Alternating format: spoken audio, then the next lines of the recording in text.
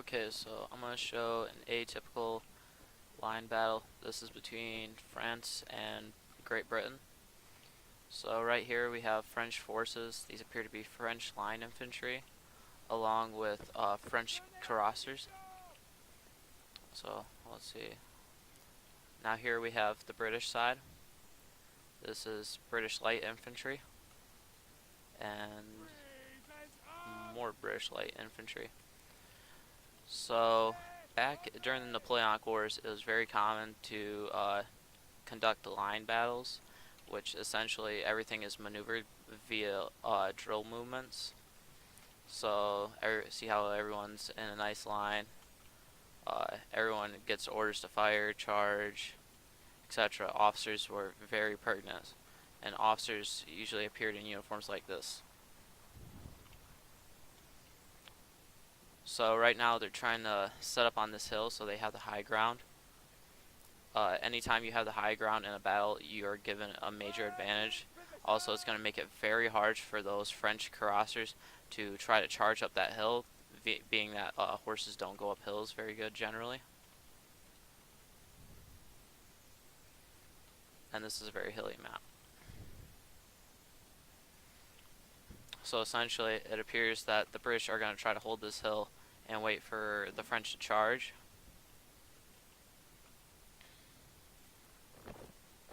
Okay, so here's the carabiners.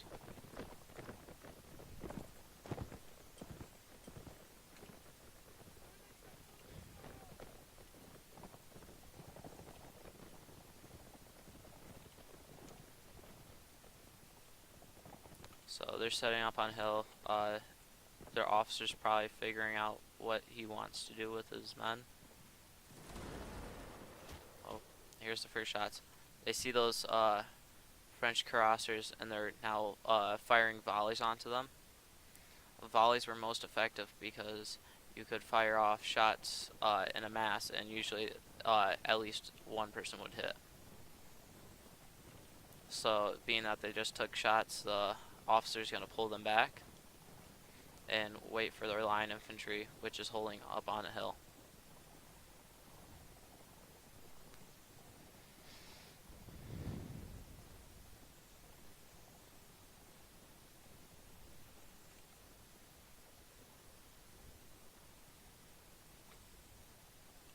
So right now it stands at a stalemate. This officer does not want to push up very much. They're going to try to bait the British out and get them off that hill, basically so the cuirassiers can massacre them.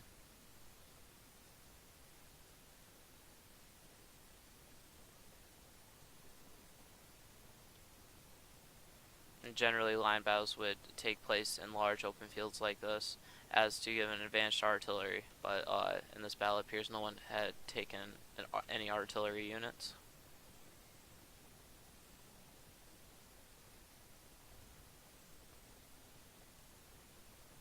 Okay, so right now it appears that this light infantry now has their troops set up into what's called square formation. Square formations were used to counter cav, because essentially they could, when the cav would charge in, they would go straight to their bayonets, and it would essentially entrap them in, because if the first line didn't stab them, the second line, third line, fourth line, etc. would. So now they're taking shots, and they're going to try to halt their advance.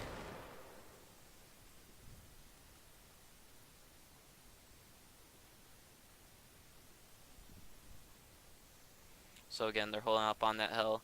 They're going to try to get them to waste their shots, because if they waste their shots, they can have their line infantry move up, and the line infantry can essentially just pick them off, and then the cuirassiers can come in and essentially just clean up.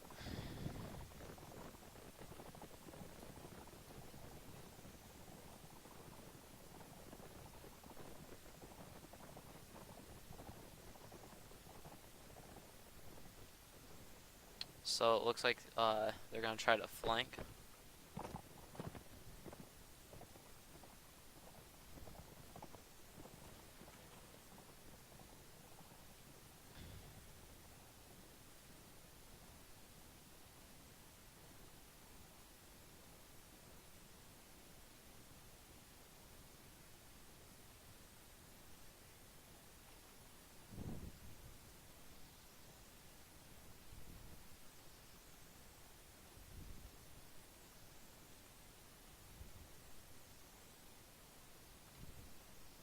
so they see them.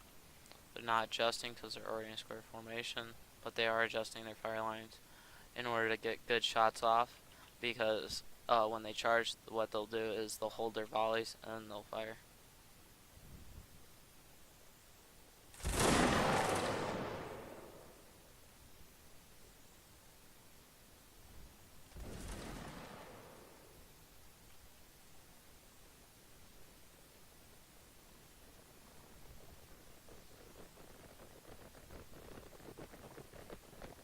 Here's where we can see the mobility of the cavalry being really affected.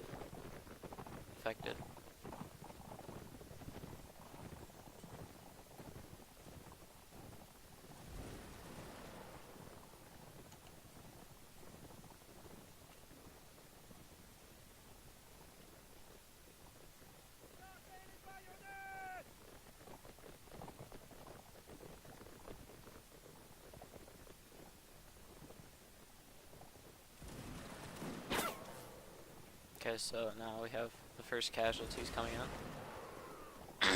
This is where the hills cause problems for cavalry, because they're trying to get up this hill and they can't get up quick enough in order to escape the volleys.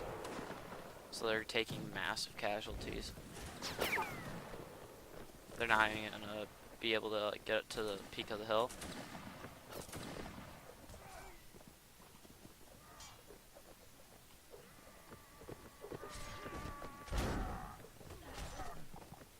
And it appears that this officer has committed to the charge, and he's paying for it because he's just lost his entire unit.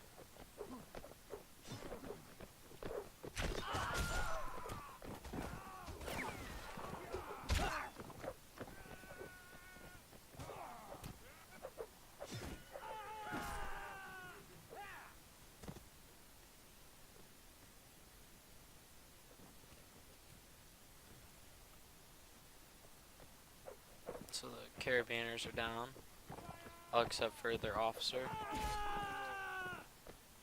whom is trying to pick off as many as he can before he gets killed.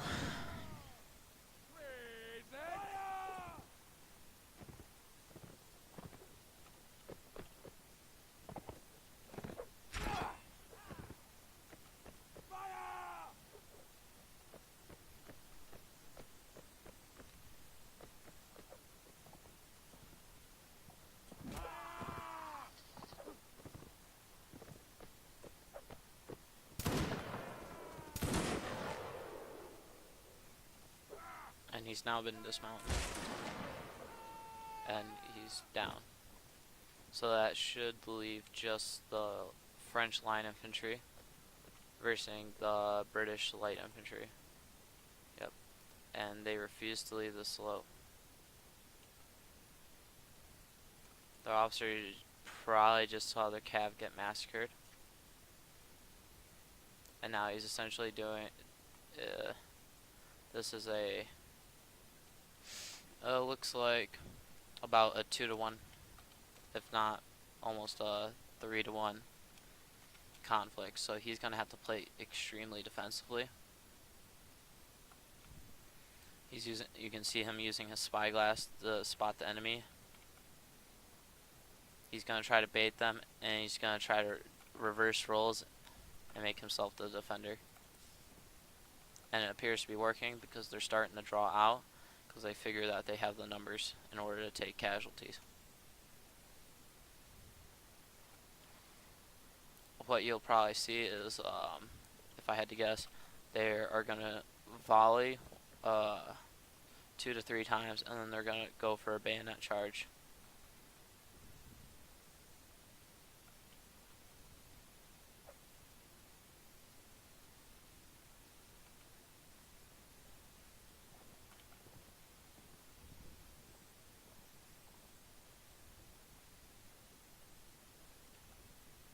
So they have to cross this map. These hills / mountains do really make it hard to maneuver, even as line infantry.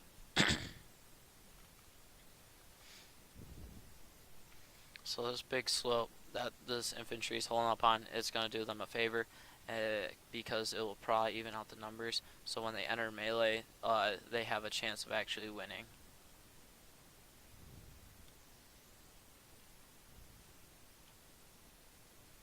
So right now they're in a stacked column. This was a really good type of ranking for shooting, because you can get 2 volleys off at the same time and also stretch your troops out more. And the farther spaced your troops are, the better, because of the fact that if you're in a cluster, it makes you vulnerable to artillery and volley fire. So now you can see them volleying. They see them coming over the crest of the hill. Now they're going to have to not only come down this hill, but they're also going to have to charge up this one. It looks like they're preparing to volley back.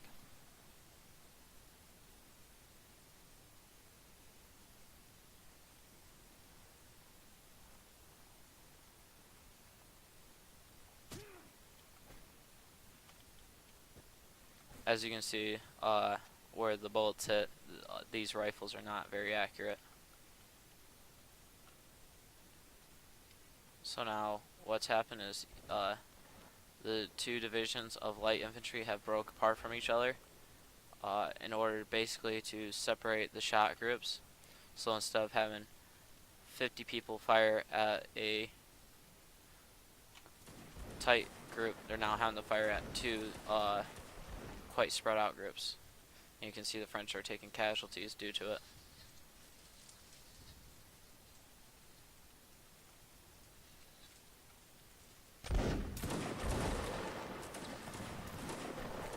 So right now this group of light infantry is acting almost like a bait. So you can see majority of this line infantry is firing at them, opposed to the other attackers on this side, which actually have greater numbers.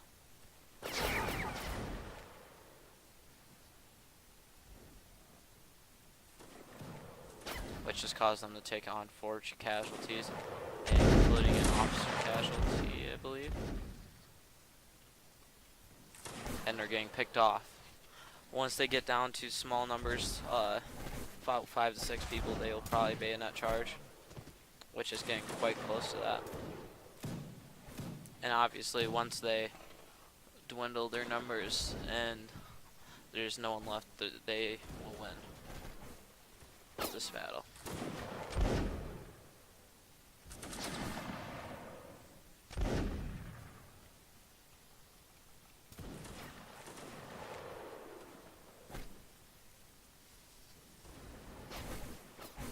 So forces down here dwindle down to 2 men. Make that 3. And they're still targeting, opposed to targeting this larger group, which actually has greater numbers than the ones on the top of the hill. And it appears that they're moving in. They might volley again, because it appears that they're still in fire mode. So they'll probably volley, and I'd imagine you're going to see a bayonet charge here quite soon.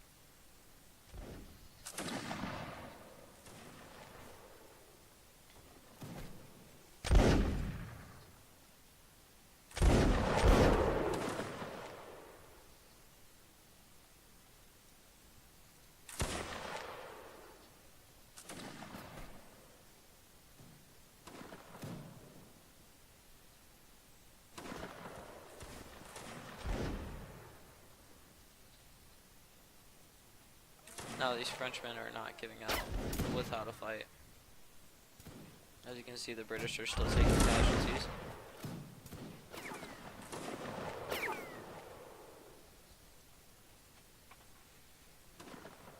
And they actually might pull off a win. Yep, here's the bayonet charge. If they win in the melee here, they could win the battle. Taking casualties. Looks like they got caught off guard not enough of them went into melee in time.